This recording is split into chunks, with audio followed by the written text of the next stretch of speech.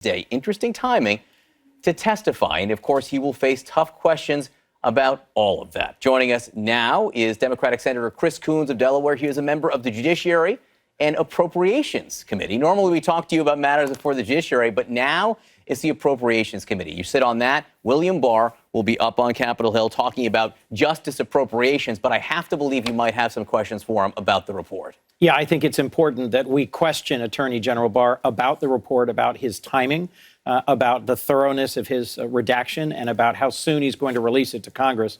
Look, the reality is, if this is a 400-page report, including lots of tables and charts and additional classified annexes, to send us a 4-page summary that just talks about the high-level conclusions is potentially misleading. So I think it's important in our oversight role that we press Attorney General Barr to release the full report to Congress. The full report. And by that, you mean no redactions on anything, grand jury material, ongoing investigations, perhaps concerning intelligence issues, nothing? Well, Congress handles classified material all the time. I think it's completely appropriate for the national security and counterintelligence aspects of the report to be shared with the intelligence committees.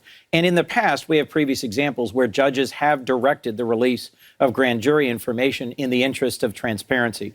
What we don't know here, and this will probably be Barr's fallback argument, is how it might interfere with ongoing investigations. As you all know, there's continuing investigations that Mueller referred to the Southern District and to other jurisdictions.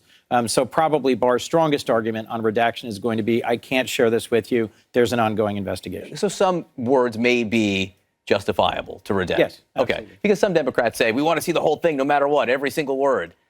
We do want to see the whole thing, every single word. But I recognize there are legal arguments and traditions that would say, here's the argument I'm making about ongoing investigation. It's been clear from press reporting now that there are folks who are members of the Mueller team who felt that what Barr did was completely inappropriate in that he didn't share summaries that they prepared, that they prepared for public release without any relevant grand jury information.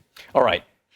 We had a major shakeup in the cabinet overnight. Yes. The Homeland Security Secretary, Kirstjen Nielsen, pushed out, apparently involuntarily. We have a new acting secretary as soon as Wednesday. What's your view on all this? First, it's striking how many of the secretaries of the largest departments of this government are acting at this point. Kirstjen Nielsen will be known for implementing a cruel policy of forcibly separating parents and children. Rather than strengthening our border or strengthening our security as a country. She had a background in cybersecurity, but I think that's not what she's going to be known for. And it frankly has to raise the question for anyone who's offered a cabinet opportunity with President Trump, whether their reputation will survive. She, according to our sourcing, believes that the president's becoming unhinged on the issue of immigration and asking for impossible things. Well, he's asking for the department to do things that violate the law. He's more and more pressing for actions at the border that don't respect our treaty obligations, our domestic statutes on how we treat people seeking asylum. She was very frustrated by that. Reporting of her last meeting with President Trump, she went in saying, you know, Mr. President, here's the law, here's the limits on what I can do. He didn't accept those limitations, and she was fired as a result. If she wasn't extreme enough, it gives me real pause to think about who the president will be looking for to succeed her as Secretary of Homeland Security. In her resignation letter, she didn't thank the president. That's notable. Right. But she did say that she's not getting the cooperation from Congress, that Congress did not help pass laws that might help on the border. Doesn't Congress need to address the issue surrounding asylum now? The numbers of people seeking asylum unquestionably have gone way up.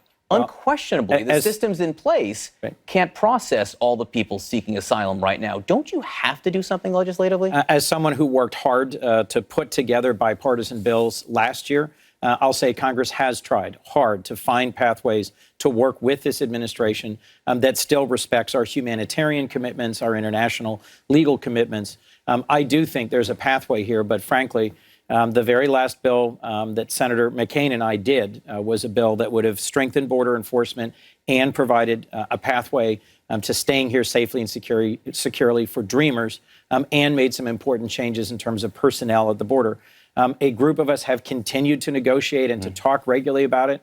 But frankly, as long as Stephen Miller, who is a real hardliner on immigration, is advising the president, and that's who he's listening to, I think he's going to keep moving the goalposts rather than working with us on a reasonable compromise. I'll remind you, the president was willing to shut down large parts of the government for 35 days in what ended up being a fight really over the word border wall versus border fence. That's the wall. That's not even the asylum issue. Right. He has threatened to shut the border down again last night after saying he wouldn't do it. I do want to ask you about a different subject. You are one of the most prominent supporters of former Vice President Joe Biden. I think one of the people who wants to see him run for president more than anyone else. And you told me a few weeks ago that he told you he was running, all but in, and I imagine it's even more so today. How do you think he has handled? How would you assess how he has handled in his not yet campaign staff has handled the women coming forward saying that he has made them uncomfortable by the way that he has touched them? Well, I think it was important for Joe to say directly to the American people that he gets that social standards have changed.